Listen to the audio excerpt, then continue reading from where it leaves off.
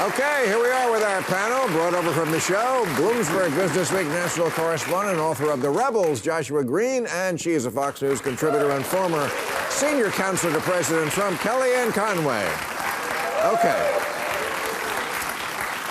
All right, what does the panel think of the ICC, that's the International Criminal Court, in The Hague, right? That's where they are? The Hague, we usually call them that, threatening to issue arrest warrants, oh yes, for Israeli officials over the war in Gaza. Well, I think our government did the right thing. First of all, we're not part of the International Criminal Court, just for this kind of nonsense. But, okay, I'll let you talk. Yeah, no disagreement. Yeah, I think take it away. Okay. On that. Yeah, because, I mean, Israel is defending itself. I mean, if you started arresting people around the world, I mean, I said this on the show last week, I mean, you look at all the atrocities that go on in the world, why aren't the kids marching for those? I mean, that's a different story. We won't necessarily get into the kids. But as far as the International Criminal Court, no. Nations have the right to defend themselves. And when you are attacked the way Israel was, you should have the right to prosecute the war to your conclusion. This idea that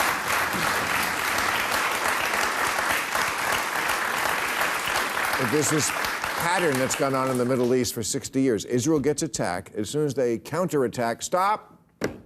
Sorry, we tried to wipe you out, didn't work, do over. No. All right, what does the panel think of another Boeing whistleblower dying? Is it just coincidence, or is there something more sinister going on? It's coincidence, not causation, but I think they are providing a public service by giving us information we otherwise would not have. So I missed this story. So has there been a Putin level of whistleblowers who fell out of windows, or is this? I don't know how they died, but they're two of them are gone, and I won't sit in the window seat anymore. So you know.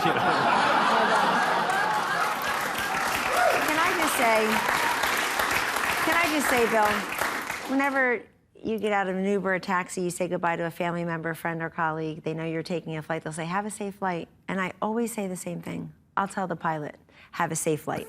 Okay, thank you. That's great. But it's gotten a little scary. It is a little scary. On the other hand, I read the stats recently. It's been a long time since we had a crash. Very long, thank God, yes. I mean, and it's, of course, the reason why it's in their self-interest not to crash the plane. Yes, this is true. It's in their self-interest not to have the doors flying off either. That started happening, right? I agree. How much confidence I understand, does that give you? but honestly, how many flights a day? And most of those doors stay on. They're all delayed. Okay. Yes. But they got us here. Part of the reason why they're delayed is because they're checking, because they don't want it to crash. You know. Okay. I do get a little nervous when they say, we're delayed today, we're so sorry, we need to replace the computer. Thinking, right. Well, first of all, too much information. Thank you, yes. Right. Just tell me that you ran out of pretzels. Well, they replaced... Thank you. As the business guy, they did replace the most important thing, which was the Boeing CEO, who's now gone. So that instills a little bit of confidence. Okay. Do reports about Trump napping in court mean he lacks the stamina to be president again? I know he's not napping. It's fake news. Well, he says he's just resting his eyes. He's just taking it all in. What do you think, Kellyanne? I'm bored, so probably he is sitting there. I'm bored just reading the clips every day. I think that, look, the media who covers him never thinks that their job is to get the story. They think their job is to get Trump. We've been living with this for 10 straight years. I think that's less important than all the polls that show people don't think Joe Biden's got the energy, agility, acuity. I don't think anybody would disagree with that. That probably Joe Biden's voters are not for Trump more than for Biden. I don't think there's a single hidden Joe Biden voter in this country. I think there are millions of hidden Trump voters in this country. Why are they hiding? Because they don't want to argue with people in their friends and family circle. Trump derangement syndrome is real. No therapeutic, no vaccine. It makes people otherwise reasonable, honest people of integrity and logic do and say absolutely crazy, batshit things. And so people don't want to feel that every night is Thanksgiving with the in-laws. That's why your vote is private. And just as I said in 2016, there are undercover hidden Trump voters, and people said on Election Day they'll still be hidden. There wasn't a single hidden Hillary vote in the whole country. They were out and about. She had would-be cabinet members buying houses in D.C. I know that because I went and looked at one when I needed to buy a house in D.C. since she lost. And so I say this because look at the polls. People think Joe Biden is not up to the job, whether it's confidence in his competence or just the sheer energy to move from point A to point B. I think it's weird that he shakes hands with the air, never seems to know what's going on and where he's going. I think his family should step in and say, why don't we enjoy the last years of your life, which I hope are 30 more for him, God bless him, but why don't we enjoy those not in the Oval Office with your fingers on the nuclear codes, but maybe in Rehoboth where he spends a lot of time anyway.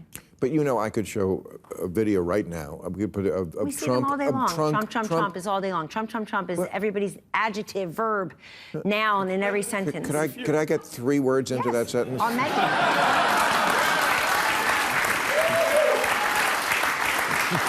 Ta-da! Oh.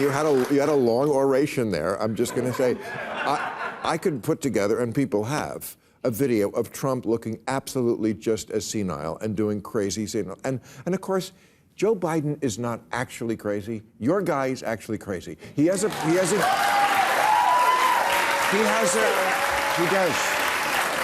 That is Trump derangement syndrome works both ways. If you don't recognize that he has malignant, narcissistic, whatever they call that, it's not just it's just not a personality quirk. That would be one thing. We all have personality quirks. This is a disease. If somebody tells him he's a brilliant guy and very handsome, you own him. That's the most dangerous thing in a president. He doesn't make decisions rationally. The reason why he's so ahead is because he doesn't have to worry about policy points that he makes because no one takes him seriously anyway. He's all over the map. He pulls it out of his ass. He changes one day for the next. So no one ever takes him seriously. It's the greatest advantage a politician can have. But if you're trying to win over that narrow slice of kind of undecided voters, maybe people who voted for Biden but have lost interest in him, you know, staying awake seems like a kind of a baseline requirement for Trump. You want to project a little bit of vigor, right? Especially if you coined the term Sleepy Joe. Exactly. So, but hold on. The reason that he's winning, and thank you for not taking it to the next step, because I know you don't, but many do, Bill, who don't like Trump and don't want him to be the president, which is to castigate and denigrate the millions of people who support him. That's a big mistake. Jamie Dimon had a point from J.P. Morgan when he said over in Davos, why are we making fun of fellow Americans? But so many do. They laugh at his voters. They ridicule them. And I have news for the donors, the anchors, the pollsters, everybody of privilege. There are many more of them than there are of us. And there is one group of people that decides who our presidents are, the voters, we the people, thank God. And I will say this, I think Donald Trump vanquished the Republicans who were running against him, never even taken to the debate stage, for a very simple reason. I don't think these legal cases created his resurgence, but they helped to cement them, number one. But number two, it's for the same bias in hiring we all have. We all have the same bias in hiring. We hire people to do a job who've done the job before. You ask them about their experience. You look at their references. You call people about their work product. We have that bias. And so now people, for the first time in centuries or ever, have an opportunity to look at 2 presidents who have served in the job as commander-in-chief, as president of the United States, and you decide, do I feel more comfortable or better off with one or the other? It's a binary choice. It's very clean. But as for policy, you can't argue with the facts. You can't argue that in 2019 we had the highest wage per household and the lowest poverty rate in modern history. I mean, things were going well. The trade deals, the border was more secure. I mean, these things matter to people. The biggest fact in the last 3 elections, and in how many in the future, I don't know, is that one guy does not concede when he loses. Does not concede when he loses. This is the crux of what America is. There is nothing more important than that. And you cannot convince me that that's not the truth. Well, and Biden has tried to push that message. He's just not a very vigorous campaigner on those issues. But if you look at the issues of preserving U.S. democracy, that's one of the biggest vote motivators among Democrats. And even among independent voters who I've been talking to out in some of these swing states, they do worry that if Trump gets back in there, he'll never leave. Be a man. Tell him to be a man. That's what men do. You ever watch the end of a football game? They fought like hell, and the coaches, they walk across the field and they shake hands. They don't want to do it. It hurts like hell, and they do it.